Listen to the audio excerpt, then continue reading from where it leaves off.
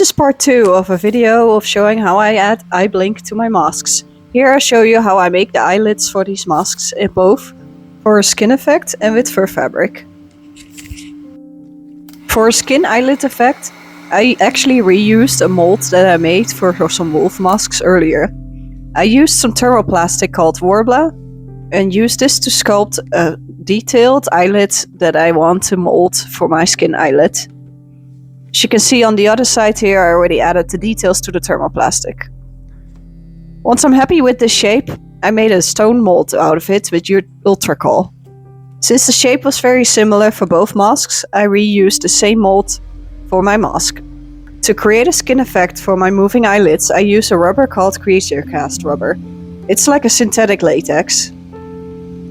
I used some red airbrush paint to tint the rubber as well. I mix up enough rubber to fill the entire mold and let it sit for a while. I leave the liquid rubber into the stone mold for about 50 minutes. After the timer goes off, I pour off all the excess rubber that hasn't solidified back into the cup.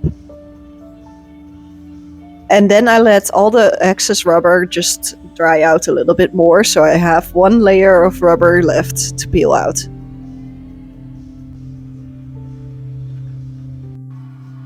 Once the remaining layer of rubber has dried out a lot, you can peel it out of the mold. As you can see, the color changed a lot while it was drying out. It wasn't quite as red anymore as I wanted it to be, but I'll fix that with some tint later. Now I have a nice solid layer of flexible rubber that I can use as my eyelid. I'm gonna have to trim it a little bit and fit it to my mask. Since this mask doesn't have a lower eyelid, I'm making a lower eyelid edge with a little bit of iron wire.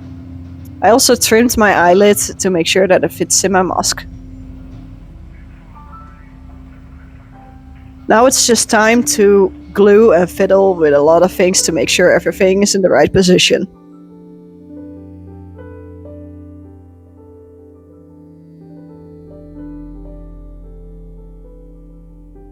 Once I'm happy with how the eyelid looks, I'm gluing it in with some contact cement rubber.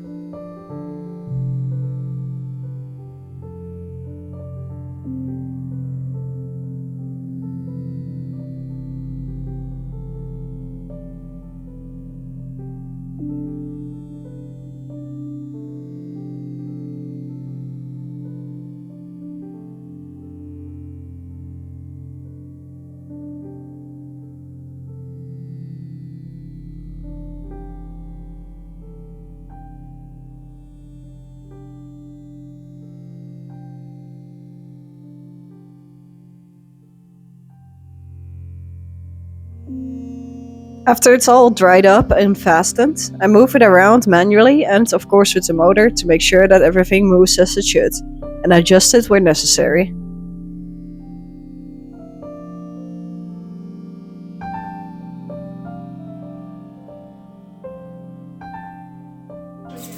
As a final step, I leave the motors on for a significant amount of time, like a few hours maybe, to make sure that everything moves and doesn't break.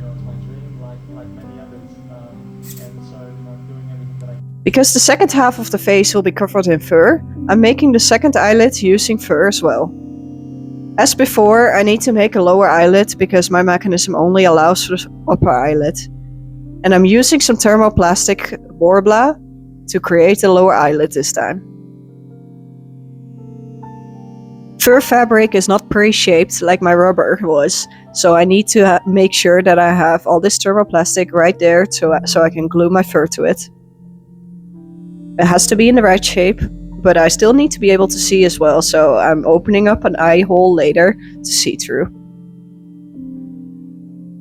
Again, I'm testing the mechanism by hand and with the motors to make sure that it achieves the right amount of clearance, and adjust where necessary.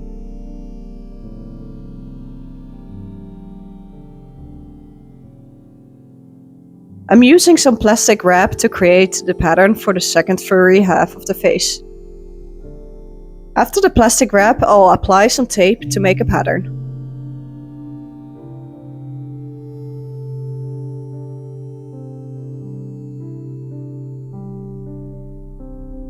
I'm trimming out the eyes as well and trimming the rest of the pattern the way I want it to be. Make sure to leave a little bit of excess allowance in your fur so you can fold over edges and stuff.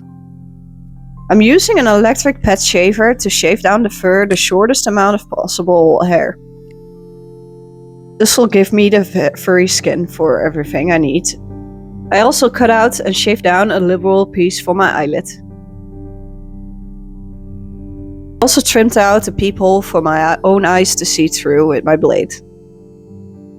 I'll make sure that this isn't covered up, of course. I start fitting my piece of short shaved fur around my eye socket. I figured out the best way to go about this is to cut up the piece into an upper eyelid and a lower eyelid piece. I start to glue around the eyelid edge. This is the best way to start to go about it. I gotta make sure that there's enough clearance inside the eye socket to make sure that it can still move.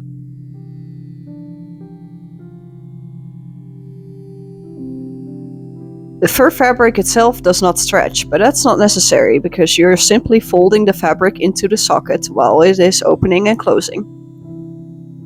Doing this manually by hand is the best way to go about it to make sure that everything folds and closes correctly. I trim off the excess because this will be covered by the rest of the fur fabric anyway. Once I'm happy with the critical part, the moving part, I can glue in my bottom piece for the bottom eyelid.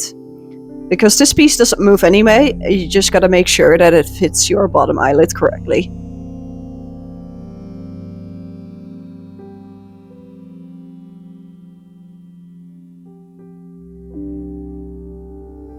Now, to clean up the edges, I use puffy paint. This gives a nice little eyelid edge to your raw fur fabric.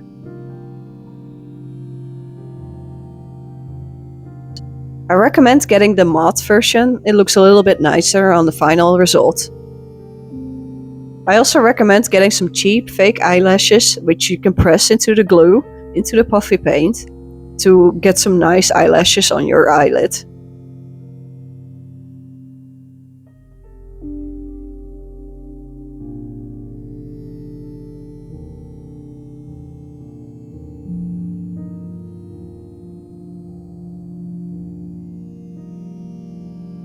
Once I'm happy with both eyelids, I start finishing up the rest of the mask.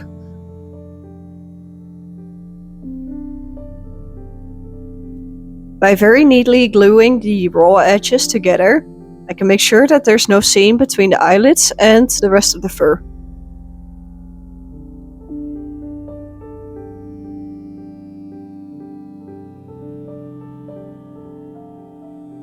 You can also use a little bit of loose hair or a little bit of the hair on the edge of the fur to kind of blend it over and glue it over the edge.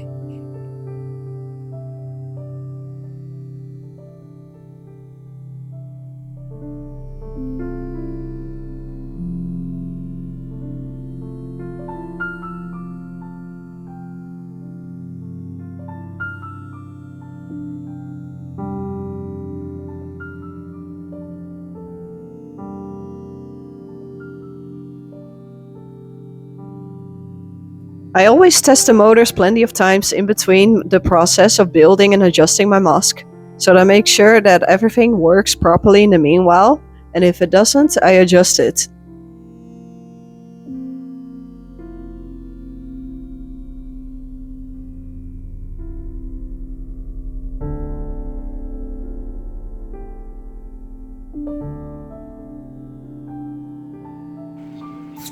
Here's how both eyelids look, all finished up and ready for the final details. I added a few fake eyelashes into the puffy paint eyelid as well. As you can see, there's a hole for me to see through as well for my real eyes. I cut a hole in the skin as well so I can see through that one side as well. Now it's time to add the pupils and to add any dye and paints that I want to add. For the eyes themselves, I'm using some half glass orbs and painted them black on the back side. Now it's time to position them in behind the eyelids as well. I'm going to have to add a little bit of a platform to have the eyes sit behind the eyelids without touching them as they move. I used some glue to glue the eyes to the lower eyelids because they don't move anyway and they form quite a nice bit of a platform for the eyes to be fastened to. The final step to finish up my eyes is to cover up the holes that I'll be seeing through with some black mesh.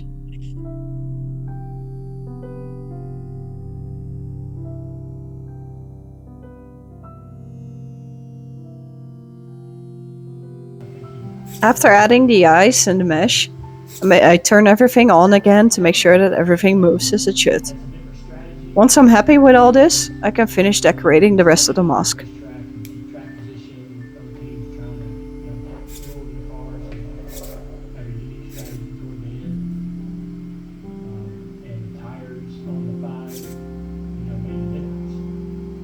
Since my rubber didn't come out pink at all like the way I wanted to, I used some concentrated paint to paint the eyelid rubber. Well, the one thing that I'll say about Ross is, I think that he knows when he doesn't have the hand to play or the race car to do business with. It's a great point. Ross isn't the kind of guy that's stirring the no matter where he is in the field, right? And so he's only going to give you that sort of After adding all the fake blood, the mask is finally ready, and all the eyelids are working nicely. I have a live stream video recording on my YouTube channel which shows you how I add the fake blood using rubber. I hope these two videos have been useful in creating animatronic eyelids for your mask.